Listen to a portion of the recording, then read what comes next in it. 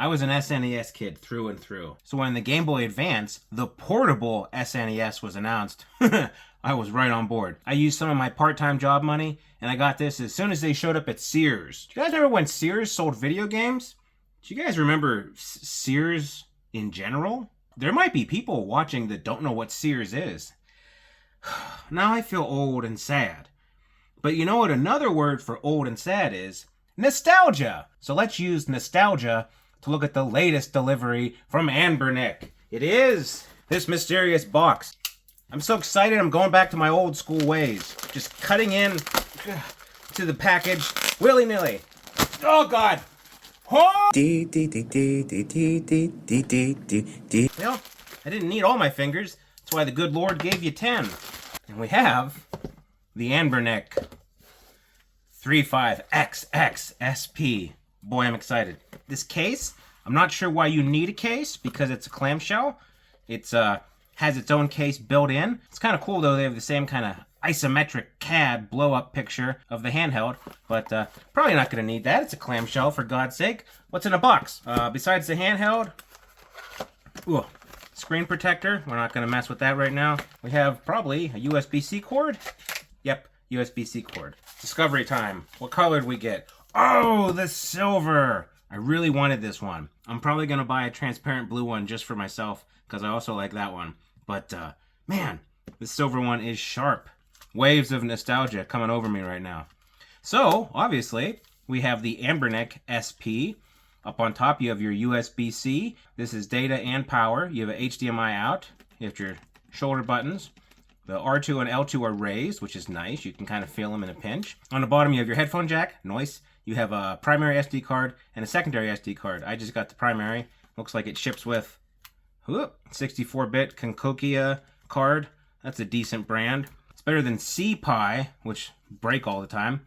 On the side here, you got your power and your reset, and you have your volume on the other side. That's about it. On the face, you have your D-pad, you have your buttons, you have a hotkey, you have your select and start. Select and start are super loud. Hotkey's kind of loud. Shoulder buttons, not bad. D-pad's kind of clicky. Face buttons are a little clicky. I wouldn't say they're hard to press. I would say you just have to be a little bit more deliberate. It might not be ideal for playing in bed next to your wife who's trying to sleep, but close it up, put it in your pocket, go downstairs. Easy peasy. This thing has the potential to be very portable. Let's do some comparisons. Now, what's funny to me is I have this knockoff Famiclone. Our old buddy J-Lash sent this to me years ago. I don't have an SP because by the time the SP came out, I was in college and poor, and so I had to make do with this. But this is as close as I could find for a comparison. So if you do have a GB station, you're in luck. It is a little bit thicker than your normal Game Boy SP, but otherwise roughly the same size. We already had a video where Stubbs did his first look. We're going to have a final video of a full intensive review. So I just wanted to do a little comparison with this cool GB Station Lite, which I still have, J-Lash. I never sell anything. Before we go too far, I did want to get into the back of this. Close that up. Safety. Because people have been saying the battery, which is detachable, kind of nice, but the battery is too close to the chip. And so let's see. Excuse me. Here's the battery. Battery sits directly on top of your H700 chip. Hi, chip. How much clearance is there? Not a lot. This will explain some of the, hey, it's getting warm comments. I can only imagine that might be a problem long term.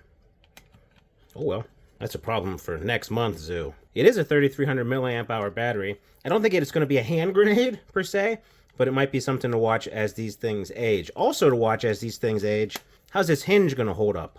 Obviously, I'm not going to know today, but the last major clamshell we got, the Flip, also in silver, developed some hinge issues pretty quickly. This seems pretty sturdy right out of the bat. It appears to mimic very closely, actually, the original SP hinge. So we will see. Maybe we'll do a video 3 months in and let you know how the battery and the hinge are holding up.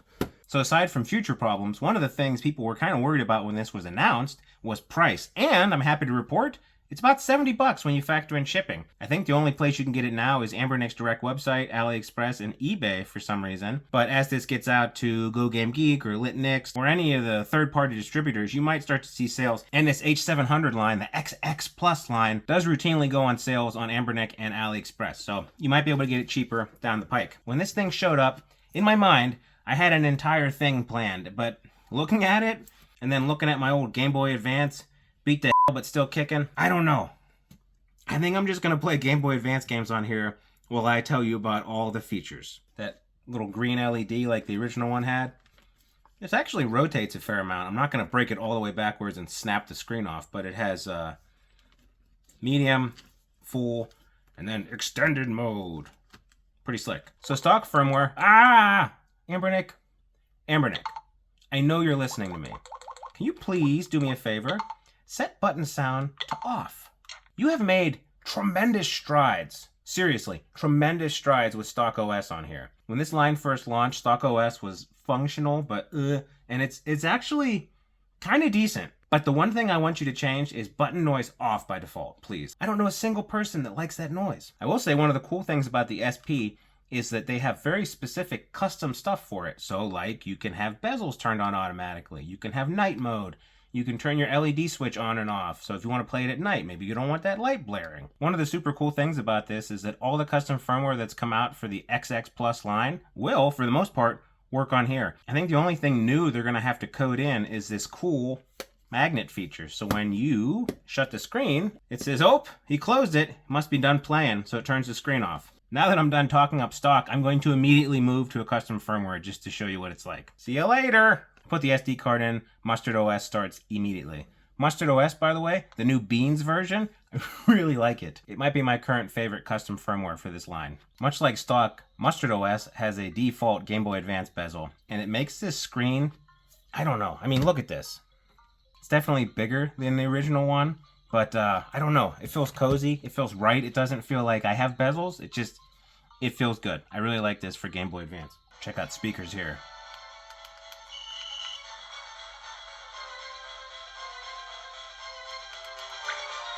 Boy, that center mono speaker gets pretty loud. Pretty clear, too. I mean, Game Boy Advance didn't have the best sound chip in the world, so you're not going to get orchestra quality from it, but pretty good. So as I mentioned earlier, one of the cool things about this entire H700 XX Plus line is the, for the most part, interoperability of the custom firmware. Say that 3 times fast.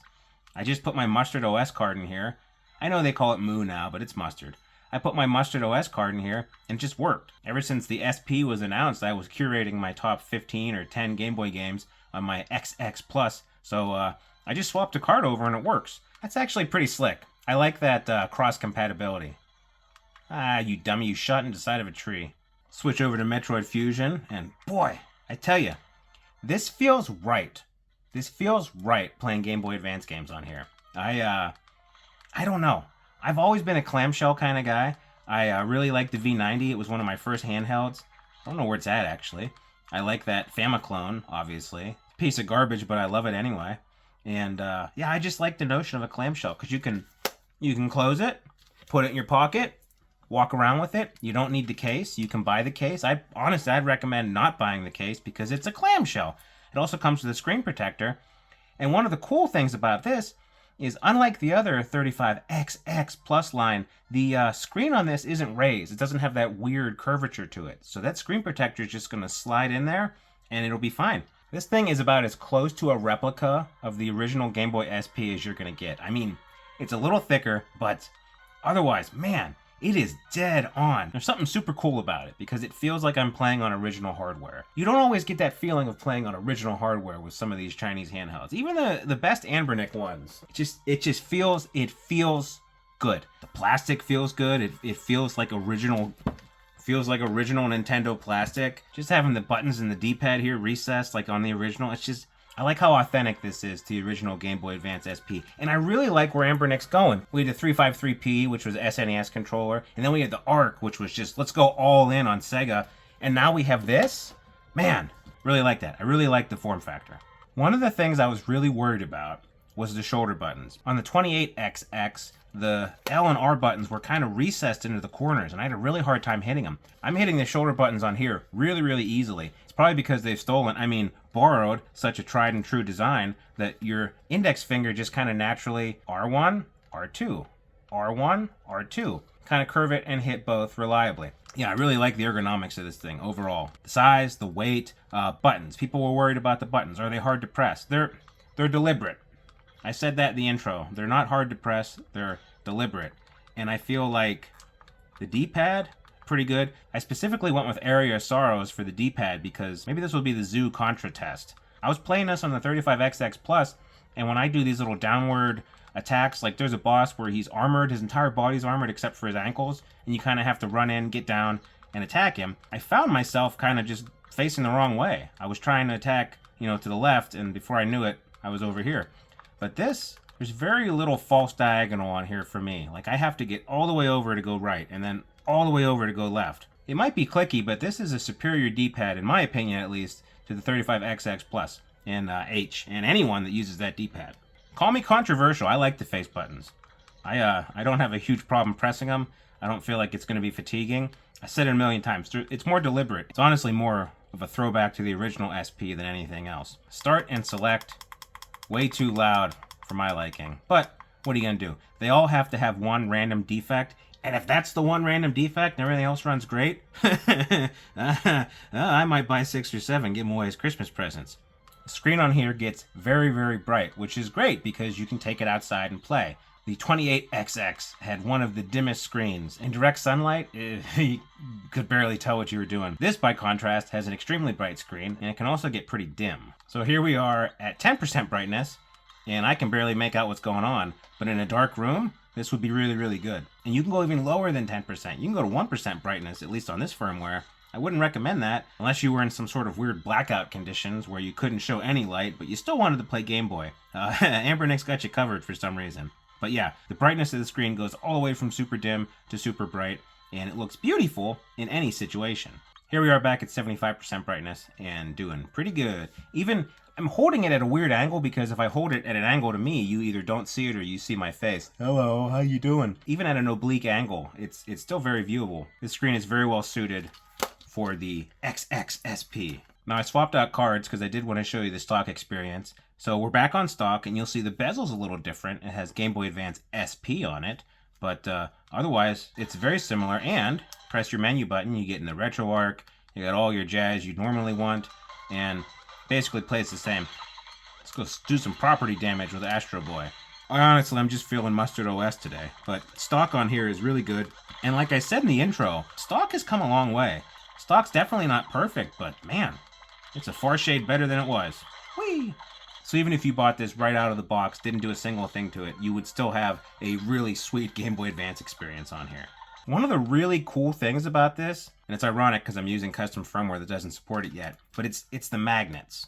I know that magnets are a meme. How do they work? I know that Stubbs has an unhealthy fascination with magnets, but just the notion that they have a sensor in here that on stock at least, and probably coming soon for custom firmware, it triggers something and it turns the screen and the speakers off. We don't know if it puts it in a true sleep mode, but it at least turns the screen and the speakers off, which is pretty slick. Speaking of the Hinge, I do like the different range of motion. You have granularity. You can kind of go a 90-degree angle. It doesn't click, but you're at 90 degree. You can get all the way to about, what's that? About 120, 130 before it clicks in, and there is a solid notch there. And then it goes a little bit beyond 180, which is the last click. But your standard mode at about 120 degrees, yeah, it's really ergonomic. It's funny because it's tall like a Game Boy, but you're not holding a Game Boy. You're only holding a little square. I mean, Nintendo figured it out at some point when they made the original Advance SP. The ergonomics of this thing, just the way it feels in the hand and the screen, and it kind of rests on the back of your index fingers, pretty slick.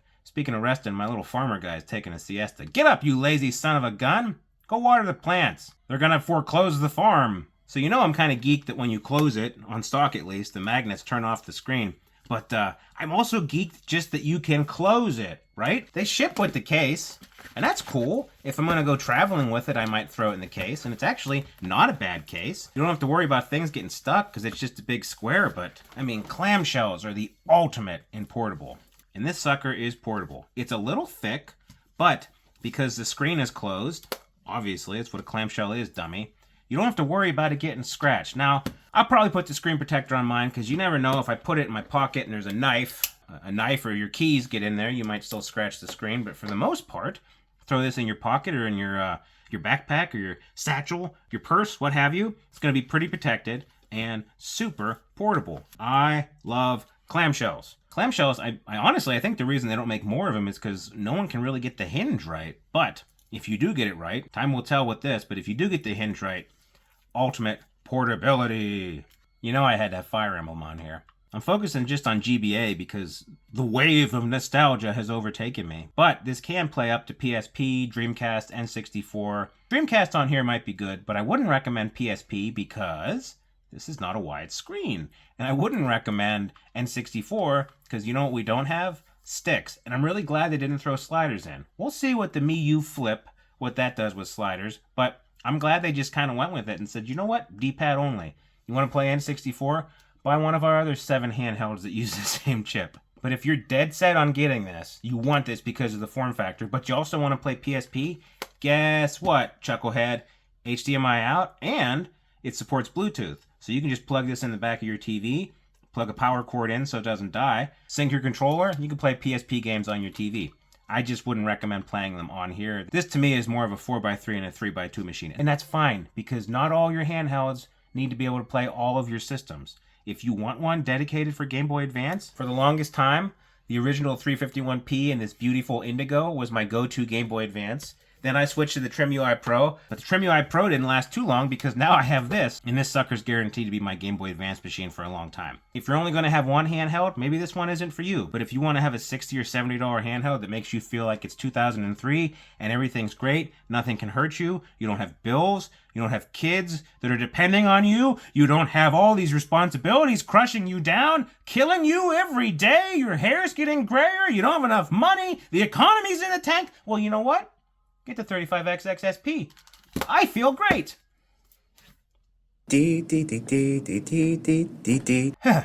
Sorry, everyone. I had to go walk outside and touch grass. Just like this. Obviously, I really like this, and there's a lot of pros, but there are a couple cons I've discovered playing with this for a couple hours today. One, we don't know about that battery being right up on the chip. I don't know if there's enough wiggle room in there. Maybe maybe you can make a heat sink.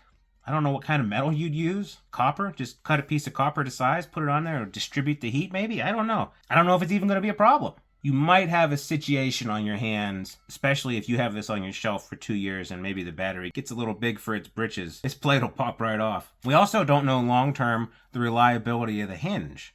And mine hasn't broken in the couple of hours I've had it. I know that's cold comfort for everyone at home, but my hinge hasn't broken yet. Maybe if you like and subscribe and this video gets a ton of views, I'll buy one and I'll break the hinge on purpose just to see what happens. Heck, we might even do a teardown of the hinge. The only problem is, I don't know if I'll be able to get it back together because I'm mildly incompetent. All that being said, the drawbacks on this thing that we know so far are minimal. Get him, Trico. Give me your life force. Finishing up here with Advance Wars 2. I don't know if I like Advance Wars 2 or Advance Wars 1 better, but you know what? I have every Game Boy Advance game ever in my pocket now in this cool clamshell, which is pretty neat. I know that it sounds like I'm shilling hard for this, but outside of sending me a review unit, Anbernic don't pay me So this is just pure, unadulterated joy at having a Game Boy Advance SP in my hands. But it's not an SP. It is an emulation machine that can play all sorts of stuff, and you can have pretty much every game this thing will support in your 2 SD cards. Man, super slick. I really like it. I tell you what, Anbernic, if you are listening, these are my demands. I would like for you to send me another one of these. Translucent blue, perhaps. I will give it away to a viewer in a new contest. Then I have 2 more demands, or ideas.